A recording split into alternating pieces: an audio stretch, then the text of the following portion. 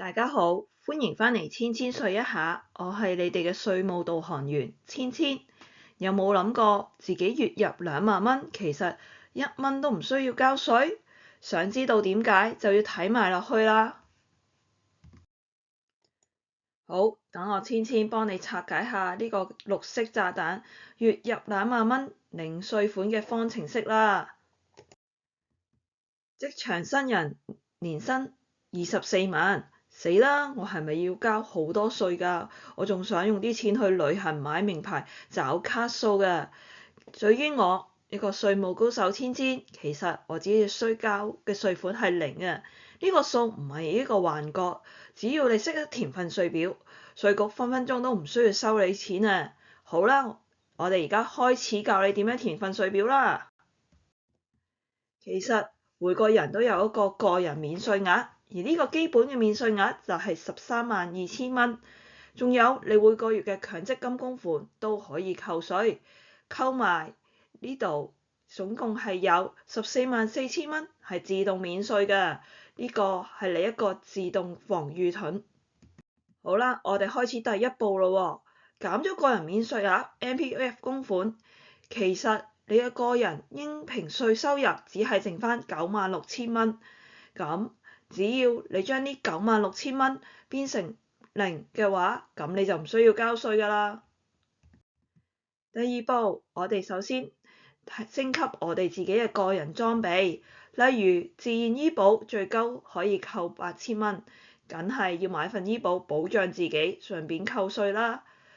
仲有自己出去讀書進修，為咗升職，稅局梗係想頒個獎俾你啦。其實個人進修開支最高可以去到10萬蚊㗎。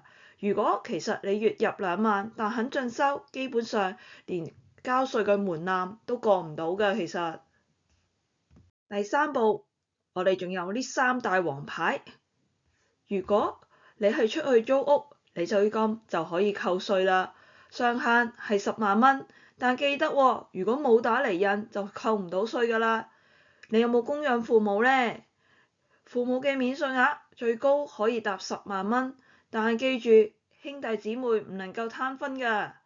如果你已經咁叻，買咗樓，供緊樓，供樓嘅利息都可以扣稅㗎，上限都係10萬蚊。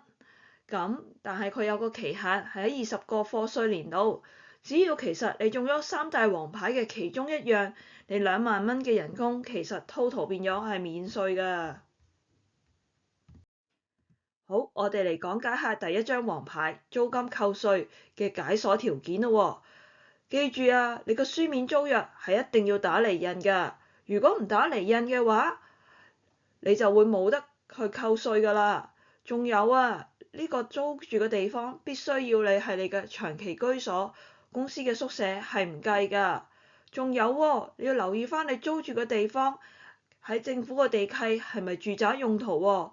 非法改裝嘅工廈都唔計㗎。如果你達成以上嘅條件，你最高可以扣到10萬蚊嘅免稅㗎。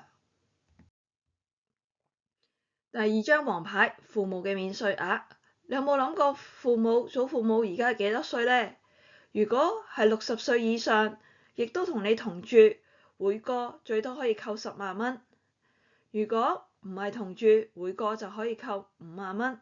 如果佢未夠60歲，但係介乎喺55至59歲，就同住嘅話，最多可以扣25000蚊。記住喎，同一個受養人只能夠由一位納稅人申索㗎，所以填之前記得同你啲兄弟姊妹傾清楚邊個攞父母嘅免稅額啊。第三張王牌，供樓利息扣稅，適用於買咗樓嘅業主，可以扣嘅金額就係你每年支付俾銀行嘅利息。詳細嘅金額你可以揾返銀行俾你嘅供款單。每年嘅上限可以扣稅係10萬蚊，但係你要記住喎，呢個供樓利息只能扣20個課稅年度，所以你一定要好小心計劃咁去用，唔好用錯啊。講完呢個零稅方程式，咁你可以歸納下自己係邊一種玩家。上進型嘅玩家會買自願醫保同進修去免稅，租樓一族又可以合法離日免稅，做個孝順仔女，供養父母都可以免稅。其實只要你識填，月入2萬蚊，9成9其實都唔需要交稅㗎。個答案就喺手入邊，千祈唔好俾呢份綠色炸彈嚇到你啊！記得去善用呢個免稅額，保護你每一分血汗錢啊！仲要記得 share 呢份交稅指南俾你嗰個驚交稅嘅同事啊！好，今日我哋就嚟到呢一度。如果大家有咩 topic 都想我講解一下，記得喺 comment 度話我知，仲要記得 subscribe 同埋 like 我呢個頻道，等我有更大嘅動力去講解更多稅務知識俾大家。我哋下次再見啦，拜拜。